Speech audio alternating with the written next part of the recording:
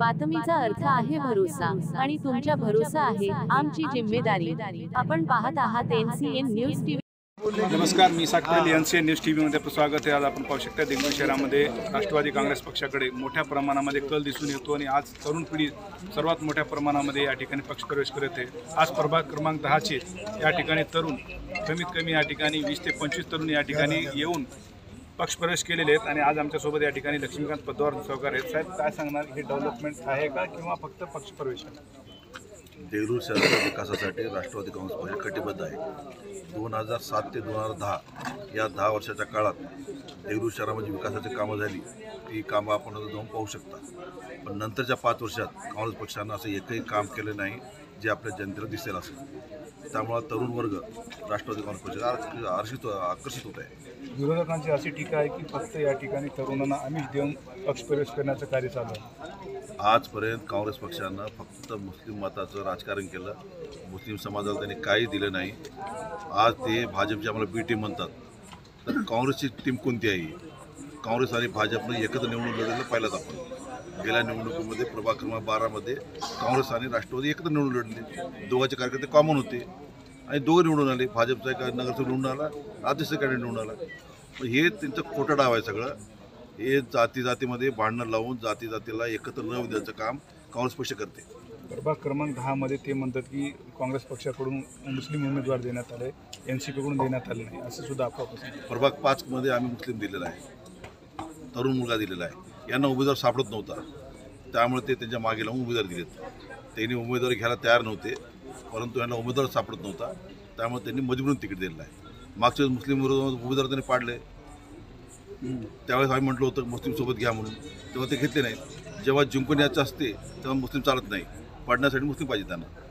तर आता पुढे येणाऱ्या दिवसामध्ये आपल्याकडून स्टार प्रचारक म्हणून या ठिकाणी अजित पवार दादा पुन्हा एकदा राज्याचे मुख्यमंत्री येणार आहेत। आम्ही पक्षाकडे मागणी केलेली आहे। माननीय आमदार अजितदादा पवार साहेब, माजी मंत्री नवाब मलिक साहेब, आमदार सना मलिक आणि धनंजय मुंडे साहेब, या 4 जणांचा मी पक्षाकडे मागणी केलेली आहे।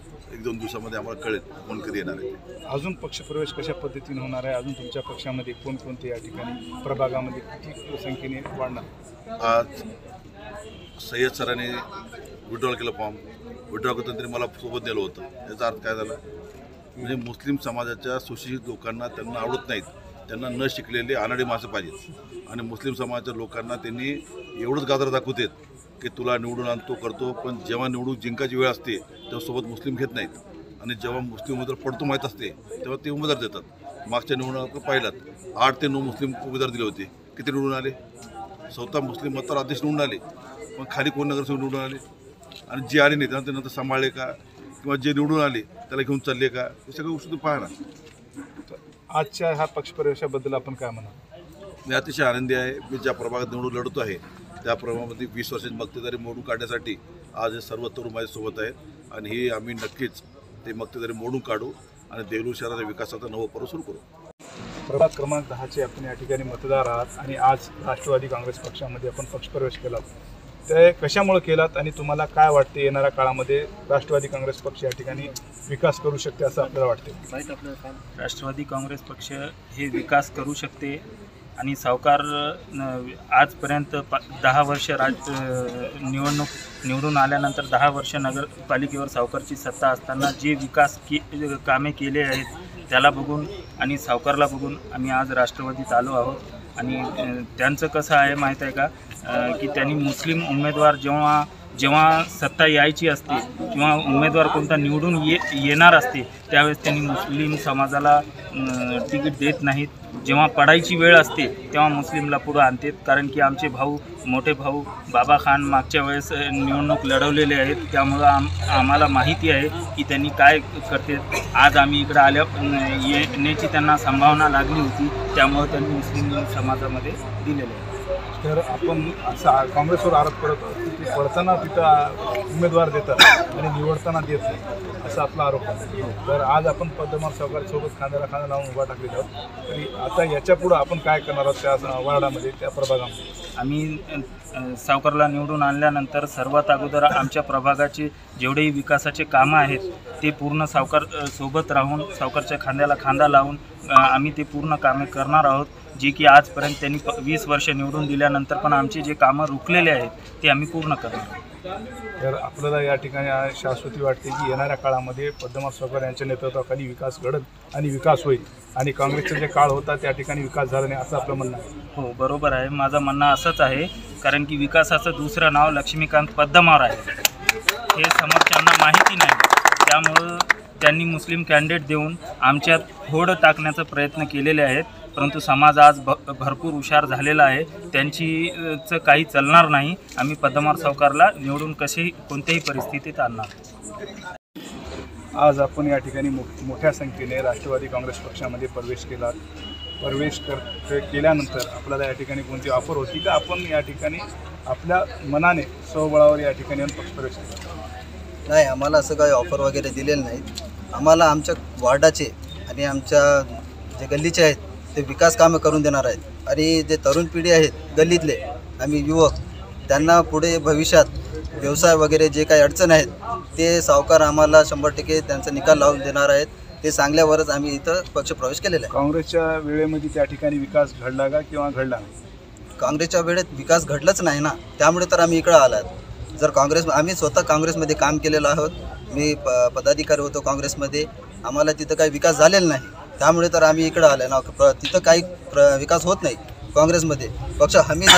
पक्षाकडून फक्त हमी देतात आणि काम काही करून घेत नाही. आतापर्यंत त्या ठिकाणी अशी कोणकोणते अडचणी आहेत तुमची जे आतापर्यंत पूर्ण झाले? युवकांची मागणी आहे की त्यांना व्यवसाय नाही, त्यांना शिक्षणासाठी कोणतं पुढे जाण्यासाठी मोकळा रस्ता नाही, त्यांना गल्लीमधले असे कोणतेही विकास कामे नाहीत. गल्लीत असे खूप युवक आहेत जे की आज बेरोजगार आहेत.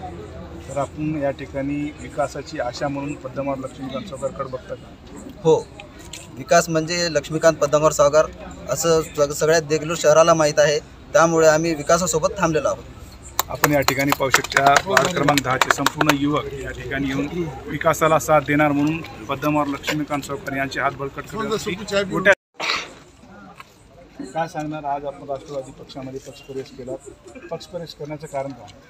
की पहिले जे आम्ही ते इलेक्शन लढवल्या आम्ही पद्मनाभ सावकारच्या अपोजला होत्या.